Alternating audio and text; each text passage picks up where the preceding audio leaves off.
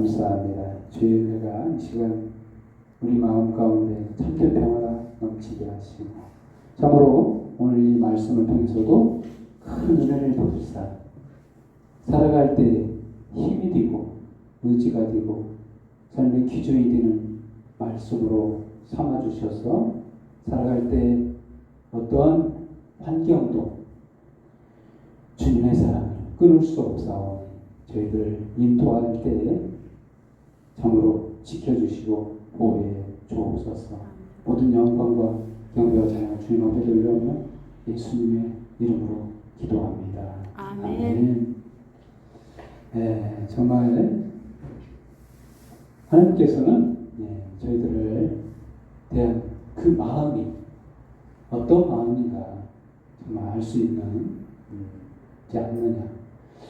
오늘 그 9월 10일에 주일 설교 말씀에 농부의 수고라는 말씀으로 이어서 2부라고 할 수 있는 오늘 본문 말씀은 정말 하나님께서 우리에 대한 마음이 녹아져 있지 않느냐, 어떤 마음인가를 알 수 있는 장면입니다.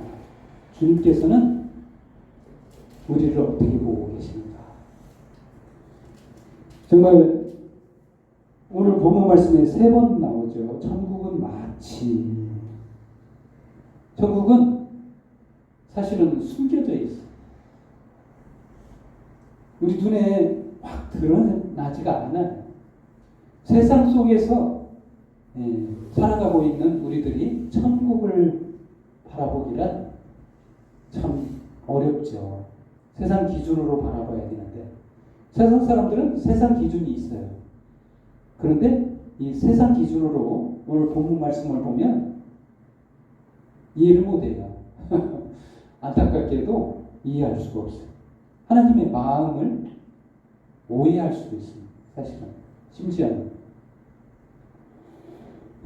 저번에 농부의 수고에서 말했듯이 좋은 씨를 뿌리는 이가 있는데 좋은 씨는 이게 농부가 씨를 뿌리는 거잖아요. 하나님의 씨. 여기서는 인자 37절 말씀 좋은 씨를 뿌리는 이는 인자요. 세상에 농부가 좋은 씨만 뿌리려고 하지 뭐 나쁜 걸 뿌리겠느냐. 참 농부가 있고 그래서 그 농사를 망치는 자가 있다는 거예요. 중요한 건 그것까지 볼 줄 알아야 가라지를 뿌리는 원수가 있대요. 39절 말씀처럼 가라지를 뿌리는 원수는 마귀요. 이게 지금 예수님 당시에는 1차 산업, 농사가 주 산업이기 때문에 농사를 주제로 해서 예수님이 풀어가시는 말씀을 풀어갈 때 그때 환경에 맞게 말씀을 주신 거예요. 사실 모든 것은 우리도 인생을 살면서 시작이 있으면 끝이 있잖아요. 뭔가 계획하고 시작하면 끝을 내잖아요. 똑같습니다. 하나님도 시작한 것이 있어요. 그러면 끝을 냅니다. 이걸 농부의 개념으로 이해하시면 되는데, 그래서 그 첫 번째 주제로 좋은 씨를 뿌리는 이 바로 예수님인데, 도대체 좋은 씨란 도대체 뭔가? 농부는 기대를 합니다. 수확을 기대해요. 그냥 일하지 않아요. 뿌렸을 때는 거두겠다는 마음 가지고 뿌리는 거예요. 이게 좋은 씨앗을 뿌리죠. 근데 한데 원수는 바랄 게 없는 거예요. 뿌려도 거둘 필요가 없는. 물론 거두지만 기대하고 뿌리는 게 아니에요. 안 되면 말고. 이런 개념이고, 농부는 뿌렸을 때 좋은 것을 거두려고 계획한다는 거예요. 이게 하나님의 마음이 선하다는 거예요. 자체가 선해. 그래서 그 계획 자체가 선하고 결말도 선한 결말을 계획하신 겁니다. 그래서 저번 이게 해서 불법에 대해서 얘기했었죠. 불법이 무엇이냐? 오늘 본문 말씀에 보면 인자가 41절 인자가 그 천사를 보내더니 그들이 그 나라에서 모든 넘어지게 하는 것과 또 불법을 행하는 자들이 늘 거두었네요. 불법. 사실 불법이 있으면 정법이 있는 거예요. 우리가 불법만 생각하는데 정법이 있어요. 정해진 법이 있다. 이 법대로 해야만이 이 어떤 분은 성인은 그런 말도 했죠. 악법도 법이다. 지키기 위한 법이잖아요. 그런 말도 했죠. 사람들 참 대단한 말들을 하죠. 정말 훌륭한 사람들 많습니다. 저게 스승들이 많다는 거예요. 세상에도 정말 따를 만한 훌륭한 분이 많아요. 근데 중요한 거는 거기에 본질을 볼 줄 알아야 돼요. 여기에 생명이 있는가? 그 메시지에는 생명이 있는가 없는가? 사람을 살리는가 죽이는가? 이게 굉장히 중요한데 정말 그 불법과 정법 그러면 그 예수님께서 불법이라고 하는 이유가 뭔가? 이 법이라는 것은요 하나님이 정하신 법을 이 법은 이 율법을 말하기도 하지만 사실상은 이 율법을 떠나서는 하나님이 하신 것이 벗어나서 한 거 아무것도 없어요. 율법을 하나님께서는 어긴 적이 없어요. 그런데 우리들은 율법을 지킵니까? 사실 다 못 지키죠. 응? 지키려고 노력하는 건 좋습니다. 하지만 인간은 법이라는 것 자체를 다 못 지켜요. 그럼 어떻게 해야 되나? 불법을 행하는 자잖아요. 오늘 본문 말씀처럼 저와 여러분은 불법을 행하는 자들이에요. 사실은 똑같은 세상 사람들과 별반 차이가 없어요. 근데 법대로 하시는데 이 율법을 못 지키는 우리를 대신해서 법을 이행하셨어요. 그게 바로 십자가에서 죽어주신 거예요. 법을 못 지켰을 때는 벌을 받아야 되잖아요. 대가를 지불해야 됩니다. 죽어야 돼요. 예수님 대신 죽어주시는 거잖아요. 이 법을 완성하신 거예요. 그래서 이것을 믿는 자들은 불법을 행하는 자가 아니라 이제 바뀐 겁니다. 법을 이행한 자, 정법을 지킨 자. 그래서 그걸 바로 믿음으로 받아들인 자를 말하는 거예요. 그래서 오늘 좋은 시는 뭐냐면 이것을 받아들이는 거예요. 예수님이 하신 십자가의 구속하심을 믿는 자. 이 좋은 시대. 예수님께서는 그것을 뿌렸어요. 이 땅에 공생의 기간 3년 반 동안 그것을 위해서 일하신 거예요. 좋은 씨 뿌리려고. 결과적으로 이를 믿는 자들은 의인으로 삼아주시고 똑같이 불법을 행한 자들 중에 이 믿는 자들을 바로 의인으로 여기시고 죄를 용서하시고 사해 주십니다. 그렇습니다. 근데 이것은 저번에 그 설교 가운데 농부의 수고에서도 말씀드린 그 부분이기 때문에 아실 겁니다. 하지만 오늘 그 두 번째 주제인 감추인 보화 44절 말씀 한번 읽겠습니다. 두 번째 주제 감추인 보화. 저국은 마치 밭에 감추인 보화 같으니 사람이 이를 발견한 후 숨겨두고 기뻐하며 돌아가서 자기의 소유를 다 팔아 그 밭을 샀느니라. 이걸 읽었을 때 세상 관점으로 볼 때 어떻습니까?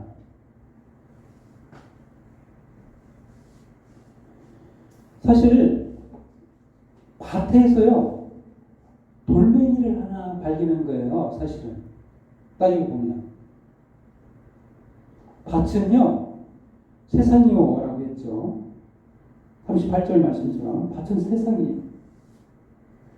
세상 사람들의 판단 기준에서요 보석이 아니에요. 항상 우리가 보는 곳에 있었어요. 똑같이. 여기서 이 보화는, 감추인 보화는 사실은 인간을 두고 말씀하신 겁니다. 근데 감추에 있다. 보석인지를 모른다는 거예요. 세상의 판단 기준으로는요, 이게 보석이 아닌 거예요. 그냥 돌멩이일 뿐이에요. 원석을 보고 발견한 어떤 사람은 이걸 보석이에요. 똑같이 세상 기준으로 본 건데 이 사람은 도대체 누군가? 하나님이세요. 하나님이 볼 때 보석이래요. 세상이 볼 때는 보석이 아니에요. 근데 중요한 건 이 사람이 그 다음 행동이 참 이상합니다. 보화를 사람들이 이를 발견한 후 숨겨두고 기뻐하며 돌아가서 자기 소유를 다 팔아 그 밭을 샀느니라. 보화를 알아주는 그 가치 얼마나 중요한지는 모르겠는데 자기 소유를 다 팔았대요. 세상의 판단 기준에서는요 이렇게 안 씁니다. 세상 사람들이 볼 때 보석으로 여기지 않는데 그거 다 좀 그냥 주지 않을래 이렇게 하지 세상 사람들은 소유를 다 팔지 않습니다. 어리석어요. 합리적이지 않아요. 답답한 거예요. 그냥 나 그거 주면 안 되겠니? 하면 끝나는 거예요. 사실은 밭까지 살 필요도 없고 소유를 다 팔아서 할 필요도 없습니다. 사실 이것은 이것도 문학적으로 조금 숨겨진 말씀이에요. 이건 하나님의 그 심정을 토로한 말씀이에요. 한번 생각해 보세요. 하나님이 세상을 창조했어요. 다 자기 겁니다.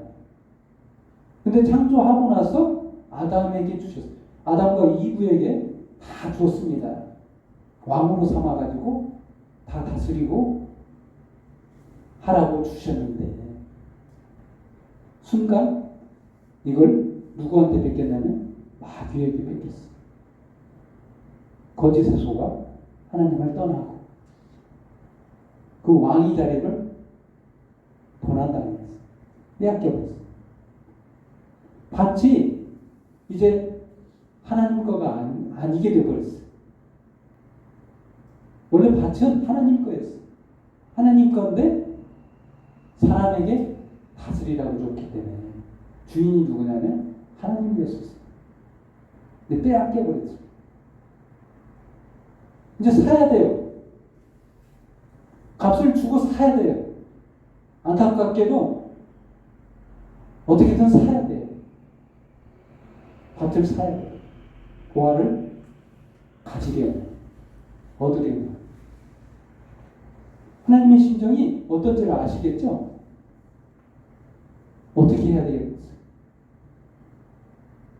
보화를 얻으려면 소유를 다 팔겠다는 거예요. 이 소유는 하나님이 가지신 것이 육신적으로 아무것도 없어요. 이제는 주고 살 물건이 없는 거예요. 하나님 입장에서. 사실 그래서 육신으로 이 땅에 오신 거예요. 줄 게 그거밖에 없었어요. 하나님 입장에서.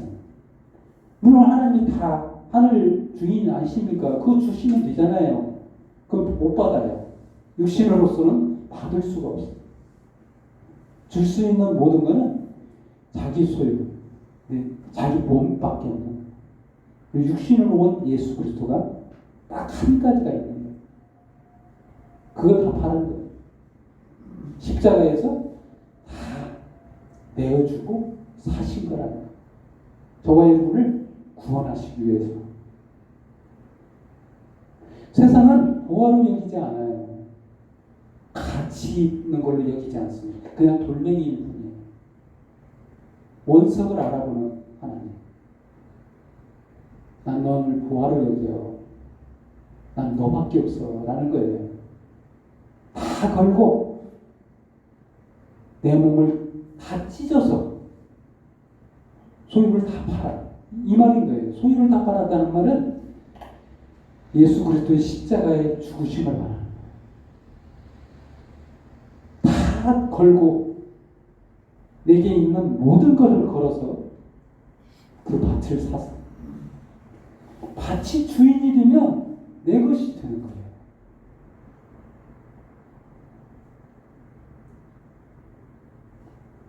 수많은 돌덩이들이 있는데 그 돌덩이들이 보화가 되려면 감추인 보화 아직은 드러나지 않았어. 전부 다 보석인데 이 드러내야 되는데 넌 보석이야. 모든 인간을 향해서 하나님은 넌 보석이야. 내가 너를 만든 하나님이야. 넌 내 것이야. 이러고 있는 거예요, 하나님은.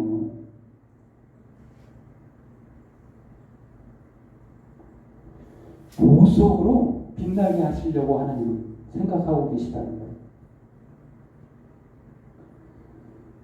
보화라는 말을 안 씁니다, 세상은. 돌멩이라고 여기지. 무가치하고 썩어질, 없어질 먼지와 같은 존재라고 생각하는 거예요. 그렇습니다. 하나님의 생각이 거기에 있는 거예요.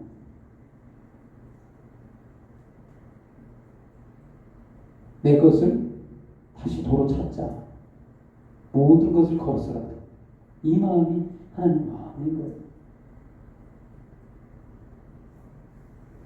세 번째로 45절 말씀, 또 천국은 마치 좋은 진주를 구하는 장사와 같으니 46절 극히 값진 진주 하나를 발견하며 가서 자기 소유를 다 팔아 그 진주를 샀느니라.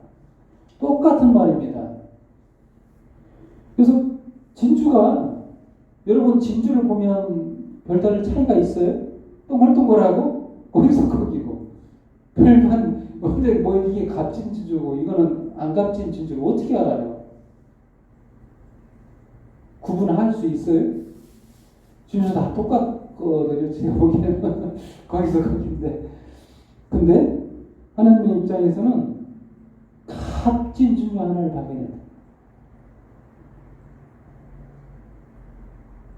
똑같이 자기의 소유를 다 팔아 진주를 사는 거예요. 이런 바보 같은 장사꾼이 어디가 있어요. 똑같은 진주고 이게 값진 진주라면 이 값을 비슷하게 쳐주면 되죠. 값지다고 생각하는 나만 생각하는 것 뿐인데 세상 기준으로는요 바보 같다라고 생각할 수 있어요. 그걸 왜 다 소유를 파냐. 여러 개를 살 수 있겠는데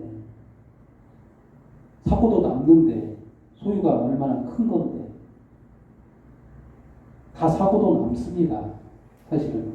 근데 다 걸었다는 거예요. 진주 하나를 위해서 저와 여러분을 위해서 다 건 겁니다. 사실은.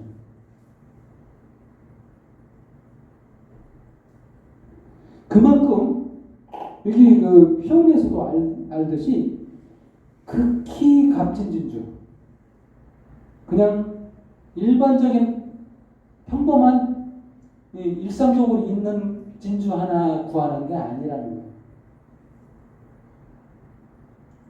근데 사실은 일반적인 진주 하나인 것 뿐이에요. 사실은 따지고 보면 세상 가치로 보면 우리 눈에는 별반 차이가 없어요. 죄를 구원하나 왜를 구원하지 않았냐. 별반 똑같은데 왜 이는 값진 진주인가. 하나님은요 그 중심을 보세요. 이 중심을 본다는 말은요 그 사람의 본질을 봐요. 원석을 보고요 진짜 이게 보석인지를 안다. 그 사람의 마음을 안다. 그 사람의 선한 마음을 알아요. 정직한 마음을 알아요. 옳은 마음을 안다는 거예요. 그걸 알고 값지게 보시는 거예요.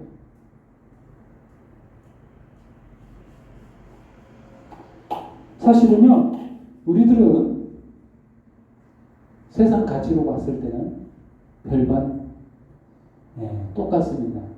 그나마나 별반 차이가 없고. 근데 하나님이 보실 때 값진 진주예요. 자기 목숨까지 걸어놓고 다가온 겁니다. 가치를 알아보는 자. 이게 중요하죠. 하나님은 저와 여러분을 그렇게 보고 계시다. 네. 그리고 네 번째 주제는요. 각종 물고기. 보면은요. 47절 말씀, 천국은 마치 바다에 치고 각종 물고기를 모으는 그물과 같으니 그물에 가득하며 물가로 끌어내고 앉아서 좋은 것은 그릇 담고 못된 것은 내어버립니다. 세상 끝에도 이러하리라. 천사들이 와서 인중에서 악인을 갈라내어 풀무에 던져 넣으니 거기서 운명이를 갈리라. 사실은요 똑같다는 거예요. 의인이나 악인이나 별반 차이가 없다는 거예요. 이렇게 끌어모아도 별반 구분이 잘 안 가는데 판단 기준이 뭐냐? 중심을 보신다.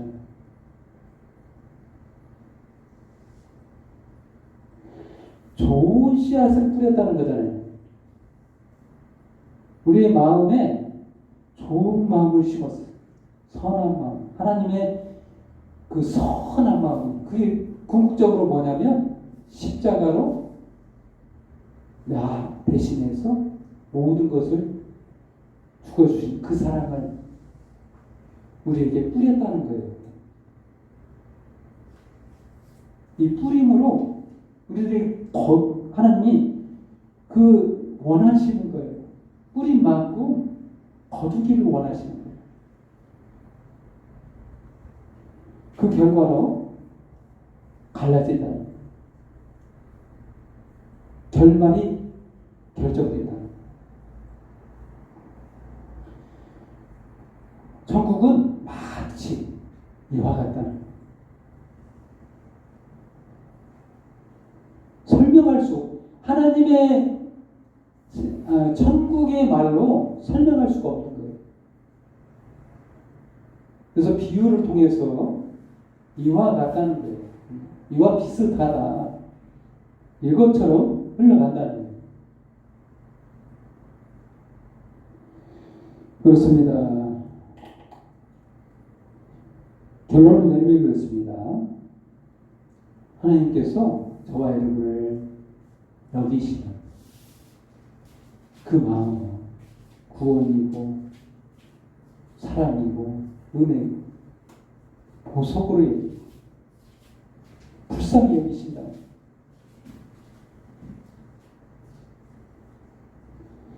그게 하나님 천국의 비밀이에요.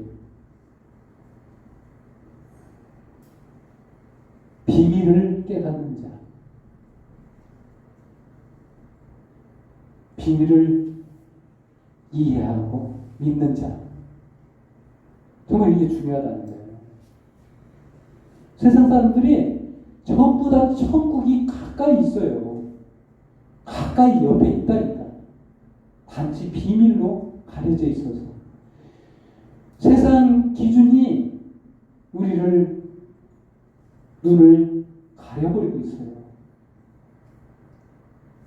세상 관점이 우리들의 생각을 마비시켰어요. 그래서 비밀이 된 거예요. 우리 눈앞에 있잖아요. 십자가가 우리 눈앞에 보이잖아요. 예수 그리스도의 역사적으로 십자가에 죽어주셨잖아요. 역사적으로 있었던 일이에요. 부인할 수 없는. 단지 그것이 나를 위해서 죽어주신지를 모른다는 거예요. 많은 사람들이. 그렇습니다. 저와 여러분은 지금 그 믿음 안에 있다는 거예요. 하나님의 자녀로 삼아주신 그 은혜를 생각할 때 정말 이 비밀을 깨닫는 자, 천국 비밀을 아는 자가 하나님의 자녀, 구원받은 자고 의인이라는 것을 알고 기쁨 속에 살아가는 저와 여러분의 일을 예수님의 이름으로 축원드립니다. 기도하겠습니다. 하나님 아버지 감사합니다. 돌덩이, 그냥 흔한 돌덩이였던 저희들을 소유를 다 팔아 그 밭을 사셔서 구원해 주신 하나님의 그 은혜를 생각할 때 너무나도 감사합니다. 주님의 그 바라보심이 저희를 구원하셨고 그 사랑이 저희를 구원하셨습니다. 오늘 이 시간 이 말씀을 살아가는 모든 날 동안 기쁨 속에 받아들이고 삶의 기준으로 삼고 주님의 그 오실 그날까지 주님의 그 구원하신 십자가의 공로를 전하는 저와 여러분이 되게 하시고 참으로 주님 맞은 모든 하나님의 자녀들이 되게 하여 주옵소서. 시간 모든 영광과 경배와 찬양을 주님 앞에 돌려 예수님의 이름으로 기도합니다. 아멘.